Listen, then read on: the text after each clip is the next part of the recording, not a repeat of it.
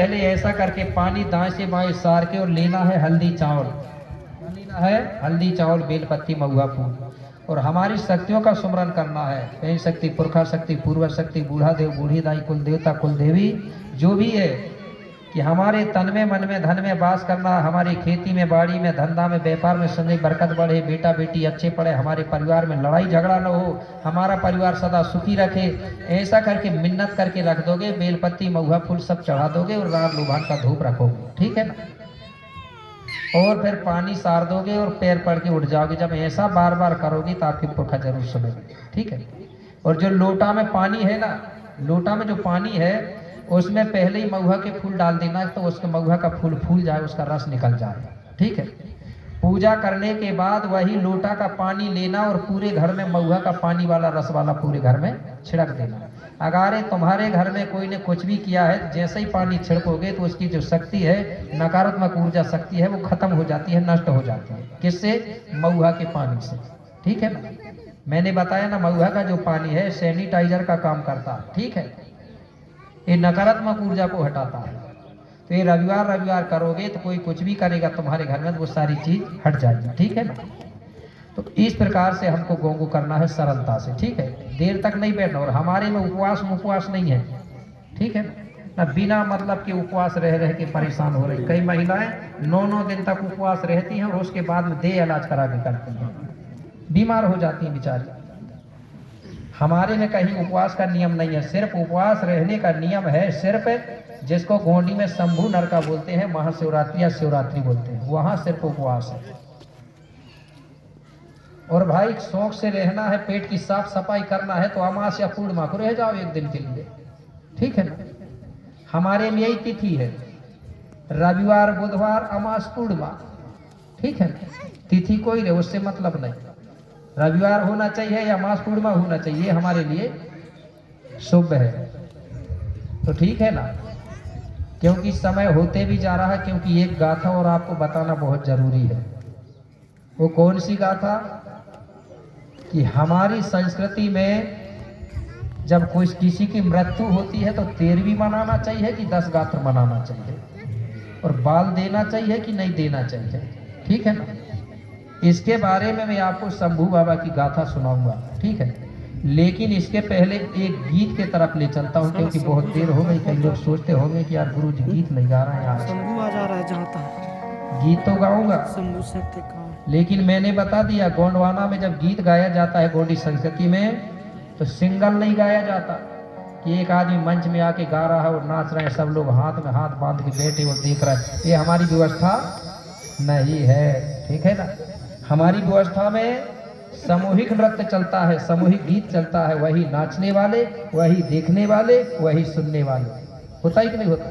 जब हमारी मातृ शक्तियाँ ददरिया गाती होंगी तो एक ही गाती क्या?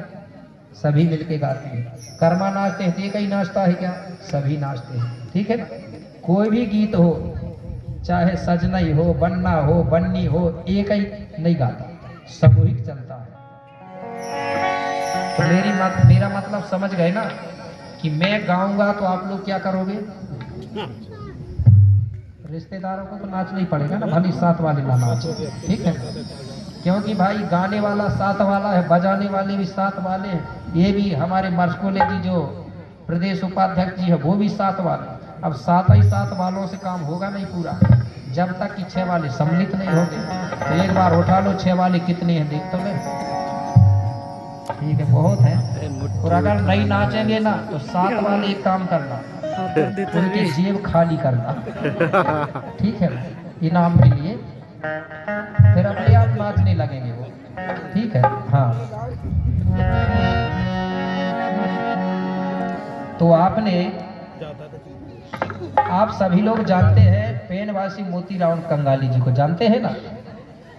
देखिए कितना अच्छा नाम है, मोती। मोती और मोती बहुत कीमती होती है।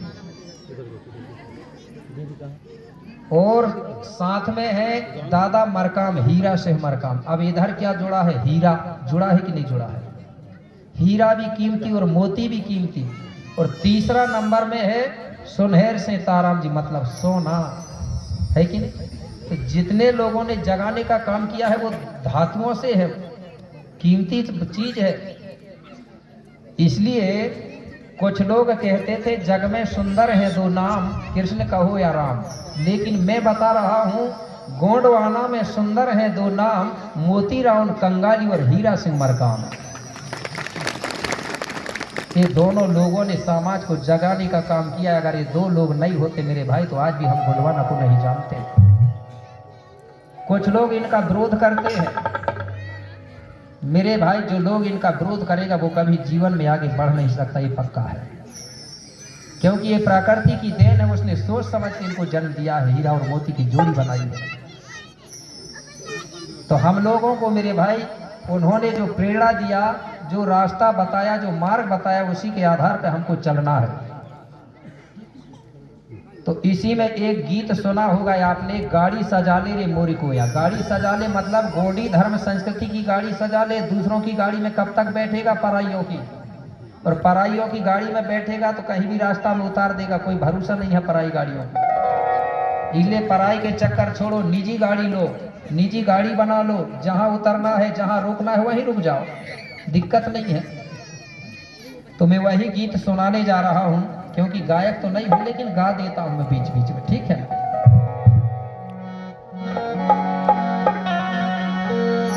कि